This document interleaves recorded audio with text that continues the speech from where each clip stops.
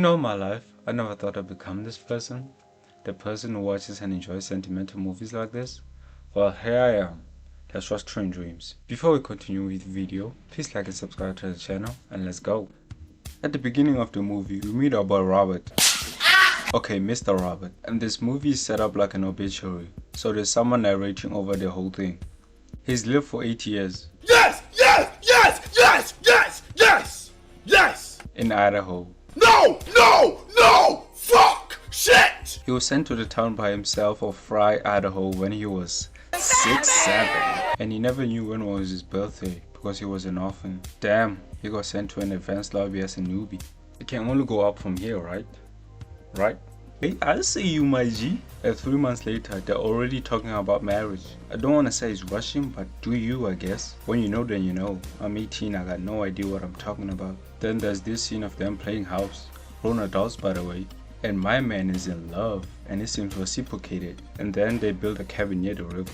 But would you do that to yourself? And he'd always leave for logging season. And he'd meet many different people. Like this dude, who gets dragged and he kicks this dude and he's going through it. He starts seeing him. He goes back home and they already have a little one named Kate. Initially, I thought this was going to be a romantic movie. How wrong I was. And then there's this scene talking about how puppies are smarter than babies because survival instincts are engraved into them. You'll see why this is said. And then Robert feels that he's not bonding with Kate, but Gladys reassures him. Then back in those days, and we're introduced to Grainier. He's that old serious guy that you know. Hank, who's one of those cool old heads. And Apostle Frank, who would chew your ear off about the Bible. Well, until this man comes and shoots him. With witnesses, by the way. But it turns out Frank was a racist and a murderer. Man, what a snake. It really be them ones that you least expect. Then we learn of Arn, the detonator. Nail shoes as their tombstones. Then it's back to work? Nigga, what? Then Robert goes back home and that bonding is on full display. And this isn't important, but am I the only one that can take someone clipping their nails?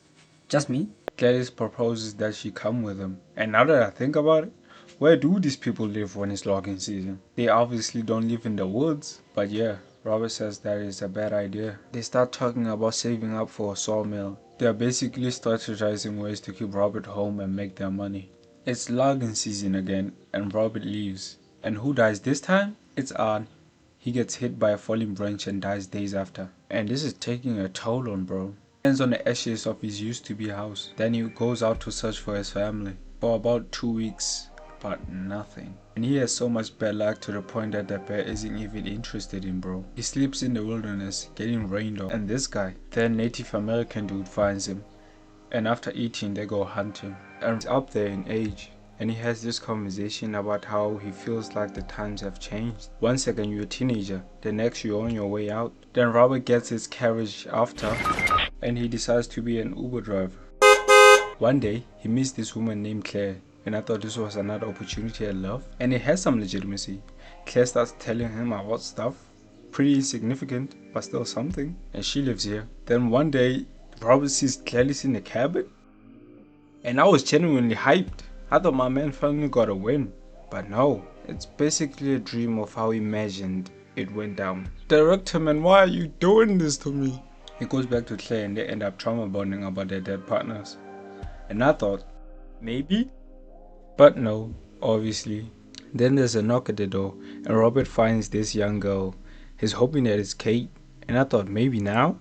But no, the little girl is gone the next morning. Aight bro, stop hoping. Then time passes and Robert watches this children's play. And he cries, I assume because he's imagining if he was his kid. I don't know, don't come for me. Pause. Then he gets to go flying, experiencing the wind, and his life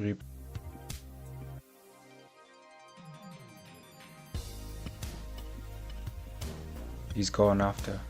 Fade to black. Man, I've never watched a movie that made me feel this hopeless. His life seemed like it was building up to something, but just one day changed everything. Robert, born a nobody, died a nobody. And it's ultimately a reminder to cherish every moment of life, because it's uncertain. It might be a day, a week, a month, a year, and everything you know could be gone. And that's my breakdown.